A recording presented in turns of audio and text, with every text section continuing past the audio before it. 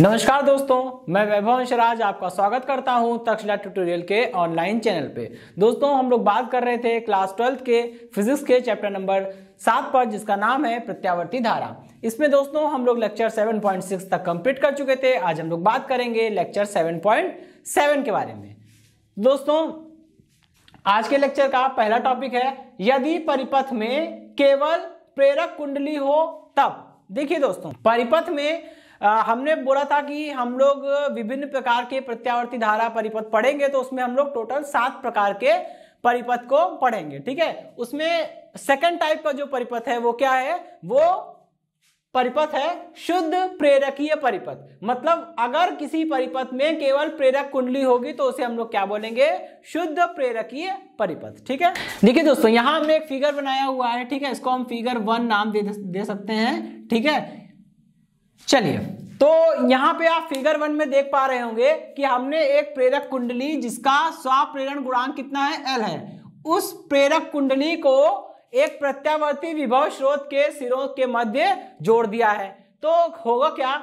जैसे ही आप इस पर कोई प्रत्यावर्ती विभव आरोपित करेंगे, तो दोस्तों आपको पता है प्रत्यावर्ती विभव आरोपित करने के कारण परिपथ में जो धारा आएगी वो कौन सी धारा होगी?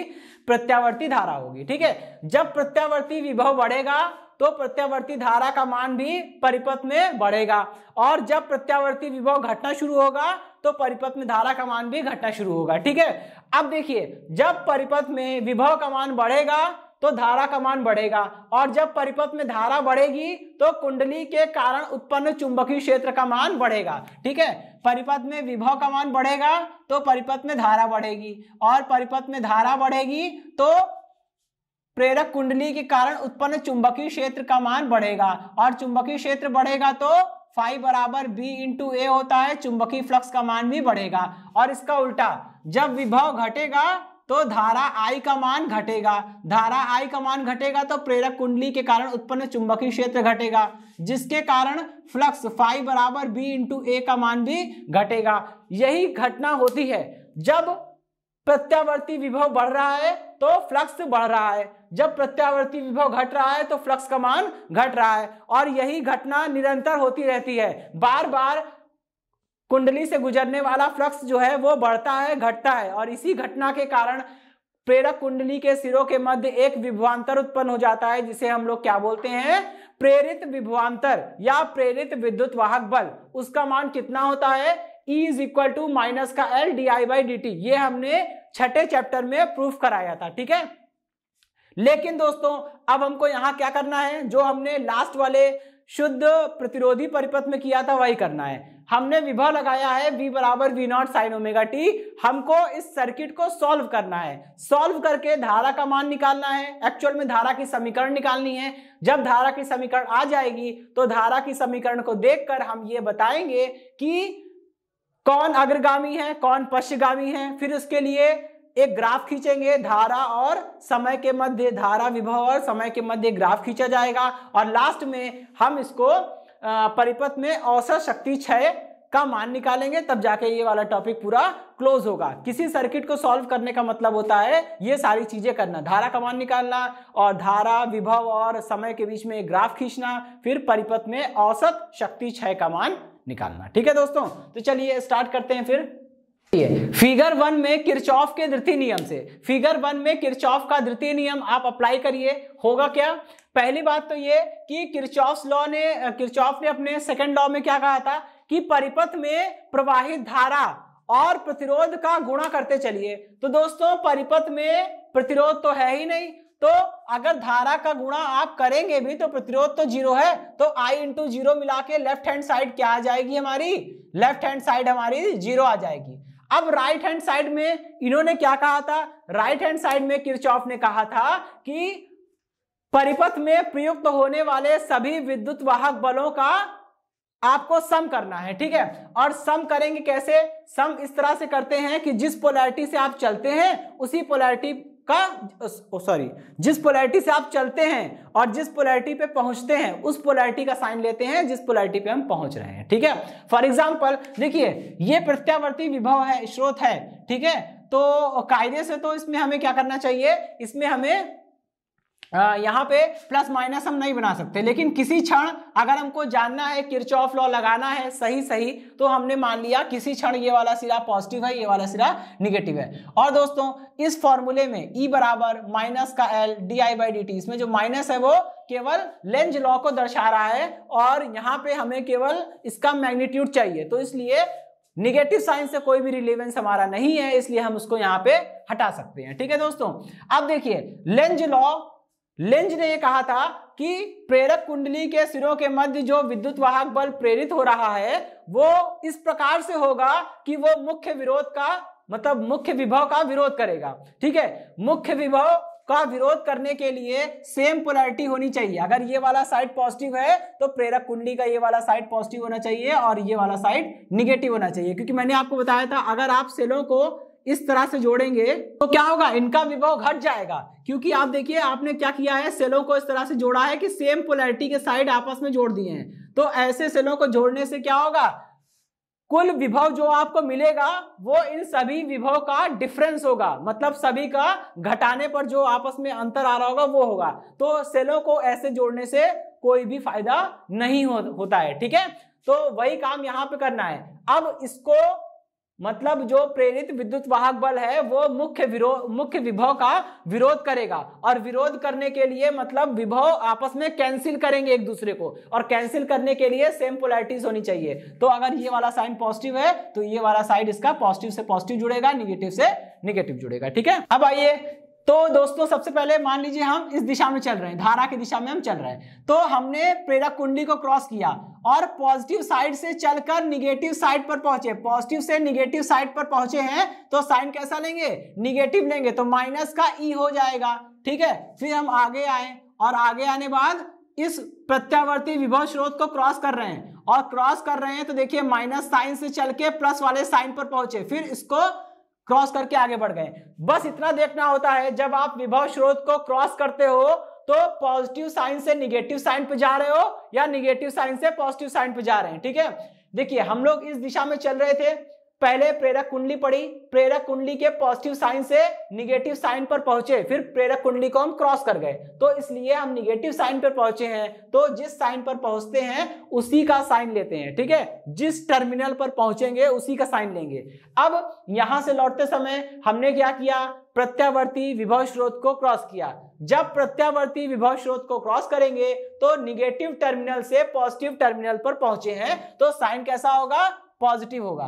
ठीक है, अब यहां से वैल्यू निकालिए, तो v इज इक्वल टू कितना हो गया, e हो गया। ठीक है, अब यहां पे हमें करना क्या है, v is equal to e की वैल्यू रख दीजिए L di/dt। ठीक, और यहां पे थोड़ा सा एक्सपेंड कर सकता हूं मैं, जैसे मैं यहां पे लिख सकता हूं v का मान रख दीजिए, v बराबर v0 sin ओमेगा t है। ठीक है, इज इक्वल टू ये हो गया L और यहां पे आ गया di/dt। ठीक, हमें करना क्या है, हमें करना है di की वैल्यू निकालिए, कितना होगा, ये इधर चला जाएगा। ठीक है, v0 अपॉन में L और ये हो गया sine omega t into dt। ठीक, अब क्या करेंगे, दोनों पक्षों में समाकलन करिए। ठीक है, करिए समाकलन, कितना आ जाएगा, ये समाकलन करेंगे di और इधर समाकलन हो जाएगा। देखिए v0 कांस्टेंट है, क्योंकि v0 क्या होता है, विभव का अधिकतम मान, L क्या है, कुंडली का स्वप्रेरण गुणांक जो बदलेगा नहीं, तो ये दोनों कांस्टेंट हैं, इनको बाहर निकाल लिया। इंटीग्रेशन केवल हो जाएगा साइन ओमेगा टी का, वो भी टी के रिस्पेक्ट में हो जाएगा। ठीक है, और जब इंटीग्रेशन करते हैं बिना सीमाओं वाला, जब भी समाकलन करेंगे बिना सीमा वाला समाकलन करेंगे, तो इस प्रकार के समाकलन को हम लोग क्या बोलते हैं, इस प्रकार के समाकलन को हम लोग बोलते हैं अनिश्चित समाकलन। और जब भी अनिश्चित समाकलन की बात होगी तो वहां पे एक कांस्टेंट को जोड़ा जाएगा। ठीक है, चलिए अब इसके बाद क्या होगा, ये di का इंटीग्रेशन किया, i मिलेगा। ठीक है, ये बन जाएगा v0 अपॉन में L, इधर इसका समाकलन करिए साइन ओमेगा टी। भाई साइन का समाकलन करने पर क्या मिलता है, माइनस कॉस, तो माइनस कॉस मिलेगा, ये हो जाएगा माइनस का कॉस ओमेगा टी अपॉन में ओमेगा आ जाएगा। ठीक है, क्योंकि ओमेगा एक्स्ट्रा था तो वो अपॉन में आ जाएगा। ठीक, प्लस में सी। अब इसको सॉल्व करिए, कितना बन जाएगा i, और एक काम करते हैं यहाँ पे इसको इक्वेशन नंबर 1 मानते हैं। ठीक है, सॉरी 1 तो हो चुकी है ना, इक्वेशन नंबर इसको 1 मान लेते हैं और इसको हम लोग 2 मान लेते हैं। ठीक है, चलिए अभी क्या करना है, I is equal to minus, ठीक है, V नॉट अपॉन में ओमेगा L, और ये बन गया है हमारा कॉस ओमेगा टी, ठीक है, प्लस C। ठीक, अब देखिए परंतु बराबर 0 पर I बराबर कितना है, t बराबर 0 पे I बराबर माइनस का V नॉट अपॉन में ओमेगा L है। ठीक है, अच्छा तो करना क्या है, समीकरण, इसको हम लोग बोल देते हैं समीकरण नंबर 2, इसको मानिए। ठीक है, समीकरण नंबर 2 इसको मान लेते हैं। ठीक, अब समीकरण 2 में वैल्यू रखिए। समीकरण 2 से क्या होगा, I की जगह पे रखेंगे माइनस का V naught upon omega L और V नॉट अपॉन में ओमेगा L, और दोस्तों यहां पे रखेंगे t की जगह रखेंगे 0, तो cos 0 कितना होता है, 1 होता है। ठीक है, बस अब देखिए यहां से c की वैल्यू कितनी निकल के आएगी, c की वैल्यू निकल के आएगी यहां से 0। अब ये c की वैल्यू कहां रखना है, समीकरण 2 में पुट कर दीजिए। समीकरण 2 में c का मान रखने पर, समीकरण 2 में c का मान रखने पर रखिए जरा, कितना हो जाएगा, ये हो जाएगा I is equal to minus का V नॉट अपॉन में ओमेगा L, ठीक है, कॉस ओमेगा टी। ठीक, अब देखिए दोस्तों थोड़ी देर के लिए आपको यहां समझना पड़ेगा, यहां पे जो ओमेगा L है इसको हम लोग क्या बोलते हैं, XL बोलते हैं, XL। ठीक है, और XL है क्या, प्रेरकीय प्रतिघात है दोस्तों, प्रेरकीय प्रतिघात। चलिए तो इसको पुट कर दीजिए इसी में, इसको इक्वेशन नंबर 3 बोल दे रहा हूं मैं, और यहां पुट कर दीजिए, कितना हो जाएगा, I is equal to minus का V नॉट, और ये हो गया भैया XL, ठीक है, और ये हो गया cos ओमेगा टी। अब यहां पे हमें 2 काम करने हैं। ठीक है, पहला काम तो हमें ये करना है कि इसे हम लोग क्या लिख सकते हैं, हम लोग इस तरह से लिख सकते हैं। ठीक है, ये हो गया I। अब देखिए दोस्तों, जैसे अब यहां पे मैंने एक शब्द यूज किया है प्रेरकीय प्रतिघात, जिसे मैं आगे डिटेल में समझाऊंगा अभी। ठीक है, लेकिन अभी के लिए इतना समझ लीजिए, जैसे किसी तार में धारा प्रवाहित करते वक्त वो तार धारा प्रवाह का विरोध करता है और इसी गुण को तार का प्रतिरोध कहते हैं। ठीक इसी प्रकार जब किसी प्रेरक कुंडली में धारा प्रवाहित होती है या धारा प्रवाहित की जाती है तो वो प्रेरक कुंडली भी धारा प्रवाह का विरोध करती है, और प्रेरक कुंडली के इसी गुण को हम लोग क्या बोलते हैं, प्रेरकीय प्रतिघात बोलते हैं, जिसे हम लोग XL से लिखते हैं। X बड़ा होगा, L छोटा होगा, और कुंडली का यही प्रेरकीय प्रतिघात XL, जिसका मान ओमेगा L के बराबर होता है। ठीक है दोस्तों, अब समझिएगा, जैसे हमें धारा कब मिलती है, धारा मिलने के लिए हमें क्या करना पड़ता है, धारा के लिए विभव को प्रतिरोध से भाग करना पड़ता है। लेकिन क्या सारे परिपथ प्रतिरोधी परिपथ होते हैं, नहीं। क्या परिपथ में केवल प्रतिरोध लगा होगा, नहीं, यहां पे परिपथ में केवल प्रेरक कुंडली लगी है। तो दोस्तों मैं आपको वही समझा रहा हूं कि जैसे प्रतिरोध, जैसे तार में प्रतिरोध होता है और प्रतिरोध धारा प्रवाह का विरोध करता है, ठीक उसी प्रकार प्रेरक कुंडली में प्रेरकीय प्रतिघात होता है, और प्रेरकीय प्रतिघात भी वही काम करता है जो प्रतिरोध करता है, मतलब धारा का विरोध करने का काम करता है। तो अगर हम किसी शुद्ध प्रेरकीय परिपथ की बात कर रहे हैं तो I बराबर V अपॉन XL हो जाएगा, क्योंकि भैया प्रेरक कुंडली के लिए R नहीं चलता, प्रेरक कुंडली के लिए क्या चलता है, R की जगह पे XL काम करता है, XL प्रेरकीय प्रतिघात। ठीक है, अब समझिएगा दोस्तों, प्रेरकीय प्रतिघात की वैल्यू तो फिक्स होती है, ठीक है, लेकिन V बदल रहा है, V बदल रहा है। जब V का मान अधिकतम होगा तब I का मान भी तो अधिकतम हो जाएगा, V नॉट बटे XL मिलके क्या बन जाएगा, I नॉट बन जाएगा। तो ये वाला पोर्शन पूरा, ये वाला पोर्शन जो मैंने ब्रैकेट में कर दिया है वो I नॉट बन जाएगा। ठीक है, ये हो जाएगा माइनस का I नॉट, और इसको मैं लिख सकता हूं साइन I/2 माइनस का ओमेगा टी, इतना लिख सकता हूं मैं। ठीक है, और अगली वाली लाइन में मैं इसको लिख दूंगा I is equal to I naught sine omega t minus का π/2। ठीक है, ये हो गई इक्वेशन नंबर 2, और ये 3, ये 4। ठीक है भाई, ये इक्वेशन नंबर 4 हो गई। अब इक्वेशन नंबर 4 को आप देखेंगे तो आपको समझ में आएगा। अच्छा, लास्ट वाली लाइन मैंने कैसे लिख दी, क्योंकि दोस्तों हमें पता है कि साइन थीटा कितना होता है दोस्तों, माइनस साइन थीटा होता है। ठीक है, तो मैंने यहाँ पे यही वाली प्रॉपर्टी रिवर्स लगा दी है, माइनस साइन को अंदर भेजा, आर्गुमेंट में माइनस का चेंज आ गया, ठीक है, तो omega t minus pi by 2 हो गया। अब आप समीकरण, धारा की समीकरण और विभव की समीकरण को देखकर ये समझ चुके होंगे कि धारा की कला कितनी है, omega t minus pi by 2, और विभव की कला कितनी है, ओमेगा टी। तो ज्यादा कौन है, ओमेगा टी ज्यादा है या omega t minus pi by 2? भाई आपको पता है कि ओमेगा टी में से यहां कुछ घटाया जा रहा है, जबकि यहां कुछ भी घटाया नहीं गया। इसका मतलब विभव की कला ज्यादा है, धारा की कला कम है, और विभव की कला ज्यादा है तो विभव अग्रगामी हुआ, धारा पश्चगामी हुई, ठीक है। और जो अग्रगामी होता है वो अपने अधिकतम मान को पहले प्राप्त करता है, ठीक है। चलिए, तो दोस्तों इतना तो कंप्लीट हुआ। इसके नीचे लास्ट में हम लोग लिख देंगे, विभव एवं धारा की समीकरण से यह स्पष्ट है कि धारा विभव की तुलना में 90 डिग्री या पाई बाय 2 रेडियन पश्चगामी होती है। ये पीछे चल रही है ना, या इसका उल्टा भी बोल सकते हैं। धारा एवं विभव की समीकरण से यह स्पष्ट है कि विभव धारा की तुलना में 90 डिग्री अग्रगामी है, ठीक है। क्योंकि आप इसी समीकरण को ऐसा भी लिख सकते हैं, I बराबर I naught sine omega T, और यहां पाई बाय 2 को जोड़ देंगे, ठीक है। तो ये बन जाएगा V is equal to v naught sine omega T plus pi by 2, ठीक है। चलिए, तो इतना तो हो गया दोस्तों, ठीक है। अब हम लोग आगे बढ़ेंगे और इसके लिए ग्राफ खींचेंगे, औसत शक्ति क्षय निकालेंगे और आगे बढ़ेंगे, ठीक है। लेकिन उससे भी पहले हमें यहाँ पे एक छोटा सा और टॉपिक पढ़ना है, ये प्रेरकी प्रतिघात के बारे में मैं बताने को बोल रहा था। ओके दोस्तों, देखिए अब हमें प्रेरकी प्रतिघात को एक्सप्लेन करना था, ठीक है। तो प्रेरकी प्रतिघात क्या होता है मैं आपको बता चुका था थोड़ा सा, ठीक है। जैसे दोस्तों हम किसी प्रतिरोध के सिरों के मध्य विभव लगाते हैं तो क्या होता है, उस प्रतिरोध में धारा प्रवाहित होने लगती है, और वो प्रतिरोध धारा प्रवाह का विरोध करता है, और प्रतिरोध के या तार के इसी गुण को उसका प्रतिरोध कहते हैं, ठीक है।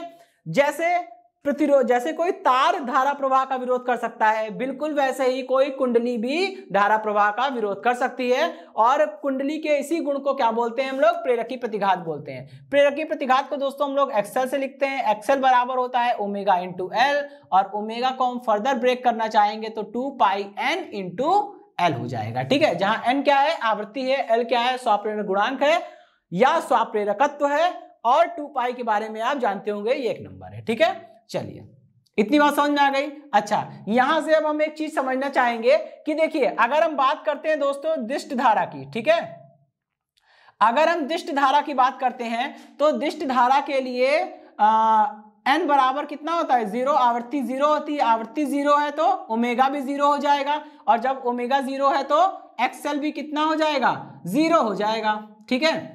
एक्सएल भी कितना हो जाएगा, 0 हो जाएगा, ठीक। कि अगर हम बात करें प्रत्यावर्ती धारा, तो प्रत्यावर्ती धारा के लिए आवृत्ति 0 तो नहीं होती है। जब आवृत्ति 0 नहीं है तो ओमेगा भी 0 नहीं होगा।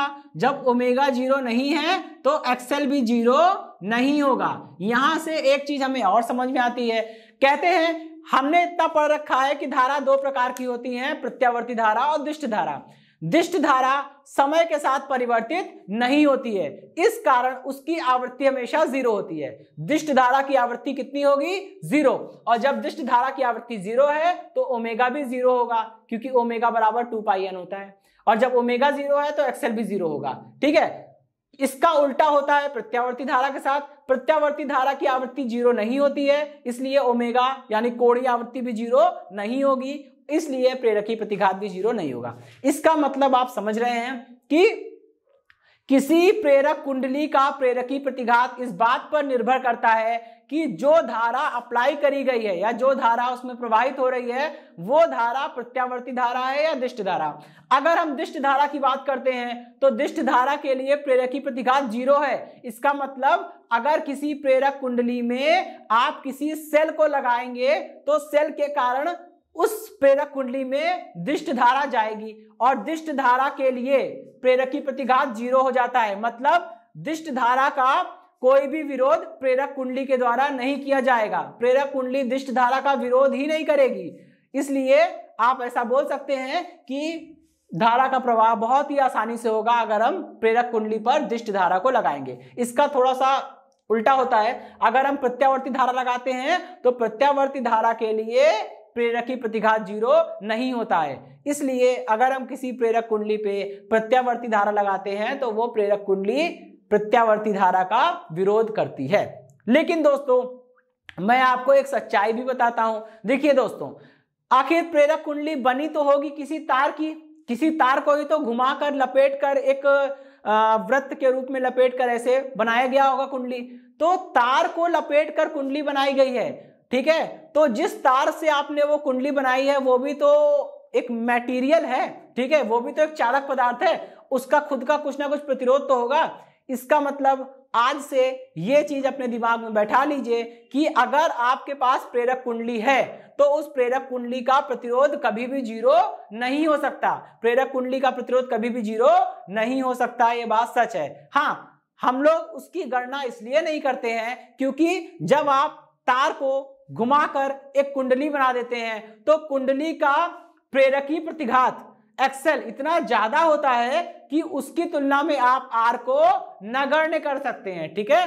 प्रेरक कुंडली का प्रेरकी प्रतिघात एक्सेल इतना ज्यादा होता है कि आप उसकी तुलना में प्रेरक कुंडली के प्रतिरोध को नगण्य कर सकते हैं। इसलिए हम उसको वहां पे हटा देते हैं और कोई खास सिग्निफिकेंस अंतर नहीं आता, ठीक है। चलिए अब हम लोग इस डायग्राम को देखेंगे। यहां मैंने vi को y अक्ष पे लिया है और समय t को x अक्ष पर लेकर ग्राफ खींचा है। यहां पे ये जो कर्व जो बड़े दिख रहे हैं ब्लैक पेन से बनाया, जिसका आयाम ज्यादा है, ये क्या है दोस्तों? ये विभव का कर्व है, ठीक है। और जिसका आयाम छोटा है वो धारा के कर्व है, ठीक है। तो आप देख रहे हैं कि धारा पश्चगामी है क्योंकि जब विभव 0 है तो धारा निगेटिव में है, ठीक है। और जब विभव अधिकतम हुआ तब धारा 0 पे आई, जब विभव 0 हुआ तब धारा अधिकतम पे गई। इसलिए यहां पे हम कह सकते हैं कि धारा विभव की तुलना में 90 डिग्री पश्चगामी है या विभव धारा की तुलना में 90 डिग्री अग्रगामी है, ठीक है। समीकरण लिख लेंगे तो कितना हो जाएगा? I = I0 sin omega T, ठीक है, माइनस का π/2। और विभव के समीकरण को हम लोग क्या लिखेंगे? विभव के समीकरण को लिखेंगे v = V0 sin omega T. या फिर इसी चीज को हम लोग अलग तरीके से भी लिख सकते हैं। कैसे?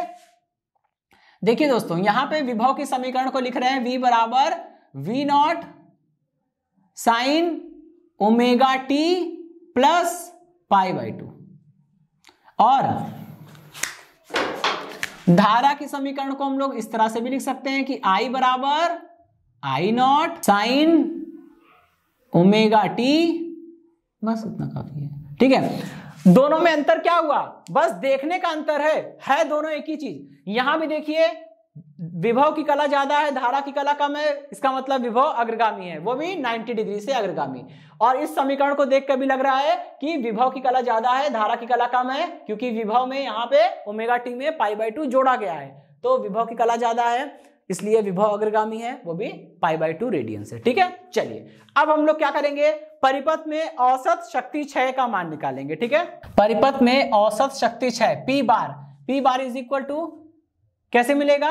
Vi का बार, ठीक है। अब यहां देखिए, हमने प्रेरक कुंडली जब परिपथ में लगाई थी तो विभव का मान कितना था? कितना विभव हमने लगाया था? हमने विभव v = V0 sin omega T लगाया था। लेकिन दोस्तों उसके कारण धारा कितनी मिली थी? I = I0 sin omega t minus का π/2, ठीक है, यही तो मिली थी, ठीक है। अब इसमें हमने यहाँ पे बार लगा दिया। अब देखिए थोड़ा सा दिमाग लगाएंगे, ठीक है। और यहाँ पे V0 I0 तो भाई कांस्टेंट है, बाहर निकाल लिया, साइन ओमेगा टी, और इसको थोड़ा सा साइन A + B का formula, sorry sine A - B का फॉर्मूला नहीं खोलेंगे, उससे बचेंगे और क्या करेंगे? इसको हम लोग कर देंगे, ये बन जाएगा cos ओमेगा टी, ठीक है। और वो भी कितना? माइनस साइन के साथ, ठीक है। क्योंकि पहले हम क्या करेंगे? देखिए दोस्तों, इसको हम करेंगे minus sine π/2 minus omega T, ये करेंगे, माइनस साइन बाहर आ जाएगा, ठीक है। इसका बाद अब इसके बाद क्या बन जाएगा? ये बन जाएगा V0 I0 और इसको हमने कर दिया साइन ओमेगा टी और ये बन गया दोस्तों cos ओमेगा टी, ठीक है, ठीक है। अब इसके बाद क्या होगा? यहां पे माइनस का V0 I0 अपॉन में 2 किया और यहां भी हमने क्या किया? 2 से मल्टीप्लाई कर दिया, sign omega T cos omega T और आगे 2 से मल्टीप्लाई कर दिया, इतना पूरा बन गया। ठीक है, ये सब पी बार है। ठीक, अब देखिए क्या बनेगा, P bar is equal to minus का we naught I naught divided by 2, और ये बन गया है साइन 2 थीटा यानी कि 2 ओमेगा टी, और साइन 2 ओमेगा टी का औसत मान निकालेंगे हम लोग। ठीक है, इसको हम इक्वेशन नंबर 1 बोल दे रहे हैं। अब चलिए हमें क्या करना है, यहाँ पे साइन 2 ओमेगा टी का औसत मान निकालना है। ठीक है, या फिर साइन 2 थीटा का हमें औसत मान निकालना है। कैसे निकालेंगे, फॉर्मूला वही है 0 से 2 पाई। ठीक है, sine 2 theta d theta divided by 0 से 2 पाई और डी थीटा। ठीक है, चलिए कितना हो जाएगा, ये हो जाएगा साइन 2 ओमेगा टी का औसत मान या फिर साइन 2 थीटा का औसत मान कितना हो जाएगा। इसको तो आसानी से सॉल्व कर लेंगे, डी थीटा का समाकलन करेंगे, थीटा आएगा, लिमिट रखेंगे 2 पाई माइनस 0 दैट इज 1/2 पाई, तो सामने आ जाएगा। अंदर क्या बचेगा, साइन, अंदर बचेगा साइन 2 थीटा। ठीक है, और साइन 2 थीटा का डायरेक्ट समाकलन हो सकता है। ठीक है, कितना हो जाएगा, साइन का समाकलन करने पे कितना आता है, माइनस कॉस।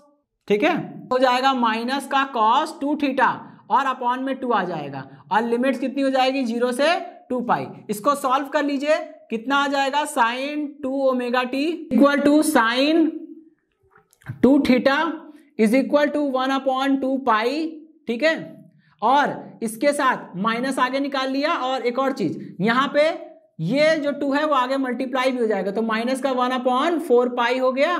ठीक है, और अंदर क्या रखेंगे, यहाँ पे रखेंगे थीटा की जगह पे 2 पाई रखिए, तो ये हो जाएगा cos 4 पाई माइनस ये हो जाएगा cos 0। ठीक है, चलिए अभी कितना है, cos 4 पाई कितना होता है, ठीक है, cos 4 पाई कितना होता है, ये होता है 1। ठीक है, क्योंकि cos 0 1 होता है, फिर cos 180 जो होता है वो cos 180 -1 होता है, फिर cos 2 पाई जो होता है वो +1 में होता है, फिर cos 4 पाई +1 में होता है। ठीक है, तो ये +1 बीच में लगा माइनस, cos 0 फिर से 1, और ये रिजल्ट कितना दे देगा, ये रिजल्ट दे देगा साइन 2 ओमेगा टी का औसत मान जो है भैया वो 0 आ रहा है। और क्या करेंगे, ये मान उठा के समीकरण नंबर 1 में रख देंगे। समीकरण 1 से क्या हो जाएगा, P bar is equal to कितना आ गया, माइनस का we naught I naught upon में 2, और यहाँ पे हमें साइन 2 ओमेगा टी का औसत मान रखना था जो कि 0 आया, तो यहाँ 0 से मल्टीप्लाई करेंगे, पूरा 0 हो जाएगा, तो P bar is equal to 0 आ गया। ठीक है भाई, चलिए तो इसका मतलब क्या हुआ कि अगर किसी परिपथ में केवल प्रेरक कुंडली लगी है तो इस प्रकार के परिपथ को हम लोग बोलते हैं शुद्ध प्रेरकी परिपथ, और इस परिपथ में धारा जो होती है वो विभव की तुलना में 90 डिग्री या π/2 रेडियन पश्चिगामी होती है, और इस केस में जो शक्ति क्षय होता है परिपथ में, औसत शक्ति क्षय होता है वो हमेशा 0 होता है। ठीक है, तो दोस्तों इसी के साथ ये सेशन समाप्त होता है। इस सेशन से जुड़े नोट्स प्राप्त करने के लिए डिस्क्रिप्शन में दिए गए लिंक पर जाके क्लिक कीजिए। ओके दोस्तों, आज के सेशन में इतना ही, मिलता हूं नेक्स्ट सेशन में, धन्यवाद।